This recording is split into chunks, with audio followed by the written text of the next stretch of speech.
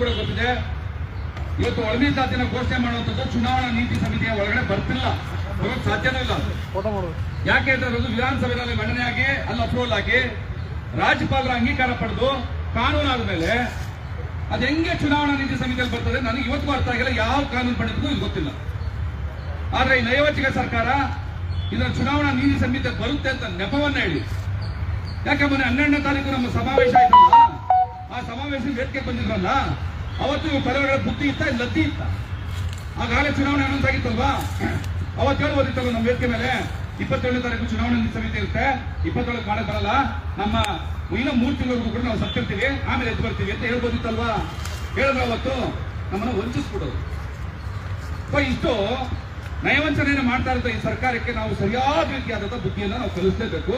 ನಮ್ಗೆ ಗೊತ್ತಿರಲೇ ಇದು ಚುನಾವಣಾ ನೀತಿ ಸಮಿತಿ ಒಳಗಡೆ ಬರ್ತಾ ಇರಲಿಲ್ಲ. ಸರ್ಕಾರದ ರೆಗ್ಯುಲರ್ ಪ್ರೊಸೀಜರ್ ಏನಿದೆ ಅದು ಯಾವುದು ಕೂಡ ಚುನಾವಣಾ ನೀತಿ ಸಮಿತಿ ಒಳಗಡೆ ಬರಲಿಲ್ಲ. ನಮಗೆ ಮೋಸ ಮಾಡಿದ್ದಾರೆ. ಎರಡನೇದು, ಒಂದು ವೇಳೆ ಆಗ ಏನಾದ್ರು ಇದ್ದಿದ್ದಿದ್ರೆ ನಾವು ಸಾವಿರಾರು ಜನ ಸೇರಿ ಹೋರಾಟ ಮಾಡೋದಕ್ಕೆ ಕಾರಣವಾದಂತಹ ಹಲವಾರು ಮುಖಂಡರು ನಾವು ಇರ್ತೀವಲ್ವಾ, ಯಾರನ್ನಾದ್ರೂ ಕರೆದು ಈಗ ಆಗ್ತಾ ಇದೆ ನಮ್ಗೆ ಚುನಾವಣೆ ಮೇಲೆ ಎಫೆಕ್ಟ್ ಆಗುತ್ತೆ ಅಥವಾ ಏನ್ ಕಾರಣ ಚರ್ಚೆ ಮಾಡಿ ಅವ್ರಿಗೆ ಮನವರಿಕೆ ಮಾಡಿ ಇದನ್ನ ಅನೌನ್ಸ್ ಮಾಡಬಹುದಿತ್ತೆ ಹೊರತು ಏಕಾಏಕಿ ನಾನು ಇಷ್ಟ ಬಂದಾಗ ಅನೌನ್ಸ್ ಮಾಡ್ತೀವಿ, ನೀವು ಎಷ್ಟು ಬೇಕಾದ್ರೂ ಹೋರಾಟಗಳು ಮಾಡ್ಕೊಳ್ಳಿ ಅಂತ ನೆಗ್ಲೆಕ್ಟ್ ಮಾಡ್ತಾರೆ ಅಂತಂದ್ರೆ ಇವರ ದುರಾಂಕಾರ ಹೆಚ್ಚಿರಬೇಕು ಈ ಸರ್ಕಾರ. ನಾವಿದನ್ನ ಪ್ರಶ್ನೆ ಮಾಡ್ಬೇಕಾಗ್ತದೆ. ಪ್ರಶ್ನೆ ಮಾಡ್ತಾ ಸುಮ್ಮನೆ ಕೂತ್ರೆ ಆಗೋದಿಲ್ಲ. ದಾವಣಗೆರೆ ಮತ್ತು ಬಾಗಲಕೋಟೆಯಲ್ಲಿ ಏನು ಇವಾಗ ಉಪಚುನಾವಣೆ ನಡೀತದೆ, ಈ ಚುನಾವಣೆಯಲ್ಲಿ ಅಲ್ಲಿನ ಕಾಂಗ್ರೆಸ್ ಅಭ್ಯರ್ಥಿಗಳನ್ನ ಸೋಲಿಸಲೇಬೇಕು ಅನ್ನೋ ನಿರ್ಣಯವನ್ನು ಮಾಡಿದ್ದೀವಿ. ಅದ್ರ ಜೊತೆಗೆ ನಿರ್ಣಯ ಇಲ್ಲಾಗಿದ್ದ ಕೂಡಲೇ ಅಲ್ಲಿ ದಾವಣಗೆರೆ ಕಾಂಗ್ರೆಸ್ ಅಭ್ಯರ್ಥಿ ಸೋತ್ಬಿಡಲ್ಲ. 100 ಕೋಟಿ ರೂಪಾಯಿ 1000 ಕೋಟಿ ರೂಪಾಯಿ ಖರ್ಚು ಮಾಡಿ ಹಣ ಹೆಂಡ ಹಂಚಿ ಅಕ್ರಮ ಗೆಲ್ಲೋದು ಸಂಸತ್ತಿಲ್ಲ. ನಾವುಗಳು ಖುದ್ದಾಗಿ ಅಲ್ಲಿ ಹೋಗ್ಬೇಕಾಗಿದೆ. ನಾಳೆ 4 ಗಂಟೆಗೆ ನಾಳೆ 4 ಗಂಟೆಗೆ ದಾವಣಗೆರೆಯಲ್ಲೇನೆ ಸಭೆ ಮಾಡಿ ಅಲ್ಲಿನ ಲೋಕಲ್ನವ್ರನ್ನ ಮನವೊಲಿಸಿ ಅಲ್ಲಿ ನಿರಂತರವಾಗಿ ಚುನಾವಣೆಗಳು ಮುಗಿಯೋವರೆಗೂ ಕೂಡ ನಾವು ಅಲ್ಲಿಂದ ಕಾರ್ಯನಿರ್ವಹಿಸಬೇಕು ಅಂತ ಒಂದು ತೀರ್ಮಾನವನ್ನು ಮಾಡಿದ್ವಿ ಬಾಗಲಕೋಟೆ ಮತ್ತು ದಾವಣಗೆರೆಯಲ್ಲಿ. ಇನ್ನು ಎರಡನೇದಾಗಿ ಏಪ್ರಿಲ್ 5ನೇ ತಾರೀಕು ಇದು ವಿಧಾನಸಭಾ ಪೊಲೀಸರು ಗೊತ್ತಿರಲಿ, ನೀವು ಅದ್ಯಾವ ಮಟ್ಟದ ಭದ್ರತೆಯನ್ನು ಮಾಡ್ಕೊಂಡ್ರೆ ಮಾಡ್ಕೊಂಡ್ಬಿಡಿ. ಯಾಕಂದ್ರೆ ಇಡೀ ಕರ್ನಾಟಕ ರಾಜ್ಯದ ಸಾಕಾಗಿದೆ ನಮಗೆ. ಏನೂ ಸಾಧನೆ ಮಾಡದೆ ಒಂದು ಸಣ್ಣ ಹಠವನ್ನ ಗೆಲ್ಲಕ್ಕಾಗ ಯಾಕೆ ಬಗ್ಗಿರ್ಬೇಕು ಅಂತ ಅನ್ನಿಸ್ಬಿಡಿದೆ ನಮಗೆ.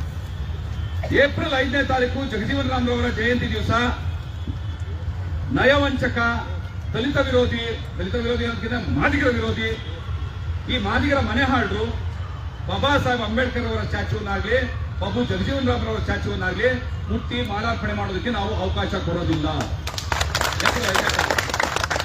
ಯಾಕೆ ಅವಕಾಶ ಕೊಡಲ್ಲ ಅಂತಂದ್ರೆ, ಕಳೆದ ಏಪ್ರಿಲ್ 5ನೇ ತಾರೀಕು ಜಗಜೀವನ್ ರಾಮ್ರವರ ಜಯಂತಿ ದಿವಸ ಸೆನೆಟ್ ಹಾಲ್ ನಡೆದಂತಹ ಕಾರ್ಯಕ್ರಮದಲ್ಲಿ ಇದೇ ಮುಖ್ಯಮಂತ್ರಿ ಸಿದ್ದರಾಮಯ್ಯನವರು ಒಳ ಮೀಸಲಾತಿ ಇಲ್ಲದೆ ಇರುವಂತಹ ಒಂದು ಉದ್ಯೋಗಗಳನ್ನ ತುಂಬೋದಿಲ್ಲ, ಒಳ ಮೀಸಲಾತಿ ಇಲ್ಲದೆ ಇರುವಂತಹ ಬಡ್ತಿಗಳನ್ನ ಕೊಡೋದಿಲ್ಲ, ಒಳ ಮೀಸಲಾತಿ ಇಲ್ಲದೆ ಇರುವಂತಹ ಸರ್ಕಾರದ ಪ್ರಕ್ರಿಯೆಗಳು ಯಾವ್ದು ನೇಮಕಾತಿಗಳು ಏನು ಮಾಡೋದಿಲ್ಲ ಅಂತ ಹೇಳಿದ್ರು.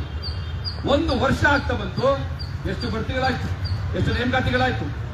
ಅದು ಸಾಲದಂತ 56,000 ನೇಮಕಾತಿಗಳಿಗೆ ನೋಟಿಫಿಕೇಶನ್ ಹೊಡಿಸುವಂತ ದುಷ್ಟ ಪ್ರಯತ್ನವನ್ನು ಮಾಡಿದ್ರು. ಅದೇನಾದ್ರೂ ಇವತ್ತು ನಿಂತಿದೆ ಅಂತಂದ್ರೆ ನಮ್ಮೆಲ್ಲರ ಹೋರಾಟದಿಂದ ಮಾತ್ರ ನಿಂತು, ಅವರಿಂದಾಗಿ ಅಲ್ಲ, ಸರ್ಕಾರದ ಕೃಪಾಭಿಕ್ಷೆ ಅಲ್ಲ. ಈ ಚುನಾವಣೆಗಳಲ್ಲಿ ನಾವು ಇವ್ರನ್ನ ಸೋಲಿಸುವಂತ ಪ್ರಕ್ರಿಯೆಯಲ್ಲಾಗಲಿ ಅಥವಾ ಜಗಜೀವನ್ ರಾಮ್ರವರ ಜಯಂತಿ ದಿವಸ ಏಪ್ರಿಲ್ 5ನೇ ತಾರೀಕು ಮುಖ್ಯಮಂತ್ರಿಗಳು ಮಾಲಾರ್ಪಣೆ ಮಾಡೋದಕ್ಕೆ ಕರ್ನಾಟಕದಾದ್ಯಂತ ಇಡೀ ಜಿಲ್ಲೆಗಳಲ್ಲೆಲ್ಲೂ ಕೂಡ ಮಾದಿಗ ಸಮುದಾಯ ಇವ್ರಿಗೆ ಅವಕಾಶ ಮಾಡಿಕೊಡಲ್ಲ. ಅಂತ ಸಂದರ್ಭದಲ್ಲಿ ನನ್ನ ಮನವಿ, ನಮ್ಮ ಸಮುದಾಯದ ರಾಜಕಾರಣಿಗಳು ದಯಮಾಡಿ ತಾವು ಸುಮ್ಮನೆ ಇರಬೇಕು. ನೀವು ನಮ್ಮ ಈ ಹೋರಾಟದ ವಿರುದ್ಧವಾದಂತಹ ಸ್ಟೇಟ್ಮೆಂಟ್ ಗಳನ್ನ ಕೊಡುವಂಥದ್ದು ಮತ್ತೊಂದು ದಯವಿಟ್ಟು ಮಾಡಬಾರ್ದು ಅಂತ ಎಲ್ಲರೂ ಕೂಡ ನನ್ನ ಕೈ ಮುಗಿದಂತೆ ಮಾಡ್ತಾ ಇದ್ದೀನಿ.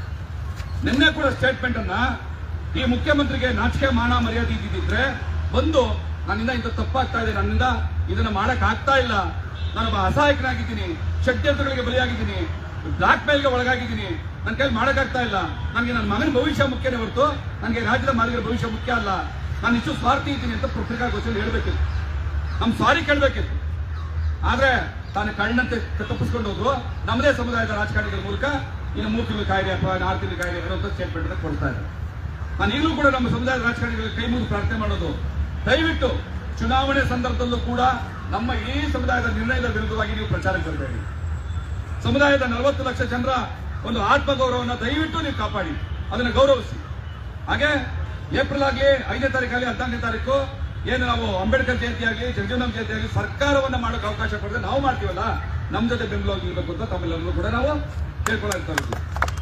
ಇದ್ರ ಜೊತೆಯಲ್ಲಿ ಅಲ್ಲಿ ನಿರ್ಣಯದಲ್ಲಿ ಇದು ಮಾಡಲಿಲ್ಲ. ಬಟ್ ನನ್ನ ವೈಯಕ್ತಿಕ ಅಭಿಪ್ರಾಯ, ಇವತ್ತಿಂದ ಆಚೆಗೆ ಕರ್ನಾಟಕ ರಾಜ್ಯದಾದ್ಯಂತ ನಾವು ಮಾದಿಗರು ನಿಜವಾಗ್ಲೂ ಬದುಕಿರುವುದೇ ನಿಜವಾಗಿದ್ರೆ, ನಮ್ಮ ಮಕ್ಕಳ ಭವಿಷ್ಯ ನಮಗೆ ಮುಖ್ಯವಾಗಿದ್ರೆ, ನಾವು ಈ ಹೋರಾಟದಲ್ಲಿ ನ್ಯಾಯವನ್ನು ಪಡೆದೇ ತಿರ್ತೀವಿ ಅನ್ನೋದು ಅಚಲವಾದಂತ ನಂಬಿಕೆ ನಮ್ಮಲ್ಲಿದ್ರೆ, ಇವತ್ತಿಂದ ಆಚೆಗೆ ಮುಖ್ಯಮಂತ್ರಿ ಸಿದ್ದರಾಮಯ್ಯ ಯಾವುದೇ ಜಿಲ್ಲೆಗೆ ಬಂದರೂ ಕೂಡ ಆತ ನೆಮ್ಮದಿಯಾಗಿ ನಮ್ಮ ವಿರೋಧವನ್ನ ಎದುರಿಸದೆ ವಾಪಸ್ ಬರೋದಕ್ಕೆ ನೀವು ಯಾರು ಕೂಡ ಅವಕಾಶ ಮಾಡ್ಕೊಳ್ತಾರೆ. ಯಾವುದೇ ಜಿಲ್ಲೆ ಆಗಿ ನಮ್ಮ ಯಾವುದೇ ಹೋರಾಟಗಾರರು ಇನ್ನು ಮುಂದೆ ಮುಖ್ಯಮಂತ್ರಿಗಳನ್ನ ತಡೆಯೋದು ಇನ್ನೊಂದು ತಡೆಯೋದು ಮಾಡಬೇಡಿ ಅನ್ನುವಂಥ ಮಾತನ್ನ ಖಂಡಿತವಾಗಿ ನೀವು ಹೇಳಕ್ ಸಾಧ್ಯ ಇಲ್ಲ, ಹೇಳಲ್ಲ. ಎಲ್ಲರೂ ಸಾಕಾಗಿದೆ, ರೋಸೋಗಿದ್ದಾರೆ. ಇವತ್ತು ಈ ಸರ್ಕಾರ ವಿರುದ್ಧ ಅಭ್ಯರ್ಥಿಗಳನ್ನ ಸೋಲಿಸೋ ಮಟ್ಟಿಗೆ ನಾವು ನಿರ್ಣಯ ತಗೊಂಡಿದ್ದೀವಿ ಅಂತಂದ್ರೆ ಕಾಂಗ್ರೆಸ್ ಅಲ್ಲೇ ಇರ್ಬೋದಾದಂತ ನನ್ನ ಹೋರಾಟಗಾರರೆಲ್ಲರೂ ಮನಸ್ಸು ಎಷ್ಟು ನೊಂದಿದೆ ಅನ್ನೋದು ನಾವೆಲ್ಲರೂ ಅರ್ಥ ಮಾಡ್ಕೊಂಡಿದ್ದೀವಿ. ಹಿಂದೆ ಮುಖ್ಯಮಂತ್ರಿ ಬಂದ್ರೆ ಬೇಡ, ಸ್ವಲ್ಪ ಟೈಮ್ ಕೊಡೋಣ, ನೋಡೋಣ, ಪರವಾಗಿದ್ದಾರೆ ಮಾತುಗಳಂತೂ ಬರ್ತಿತ್ತು.